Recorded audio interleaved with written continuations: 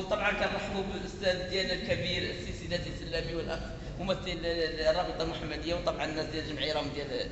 اذا انا اللي بغيت نقول باش ما نطول كيف قال السي العهدي، انا بغيت نقول كما قلت الاخت يعني من المؤسف ان احنا جينا ضريك بغينا نسمعوا ولكن تفاجئنا بواحد التراث، واحد الغنى في الزاويه وفي المرحوم محمد عبد القادر. اذا انا كنقول كيف قلت الاخت علاش احنا غادي نشوفوا، لان احنا في اطار الاهتمام بالتراث الحساني والثقافه الحسانيه والقيم خاصه اللي كتزخر بها الثقافه الحسانيه. احنا لا نفتحوا على الزوايا كاع اللي كاينه هون، وكنتاسف الزاويه اللي كانت نشاط عندي في الاكاديميه لاني كنت في اجتماع مع الوزاره ما حضرت لها، ولكن هذا لا يمنع اننا غادي نتصلوا ونفتحوا على كل الزوايا اللي هنا، وكل واحده تعطينا بحال هذه الابيات الشعريه وهذه القيم وهذه النصائح باش حنا نشوفوا في توثيق التراث على اننا ندرسوها بالمدارس ديالنا. طبعا الاستاذ قال على انه الباحثين، ولكن مولي عندنا اجيال صاعده خاصها تطلع وهي مربب فيها الدين والقيم اللي كاينه في المجتمع ديالنا واللي ما نستجدوها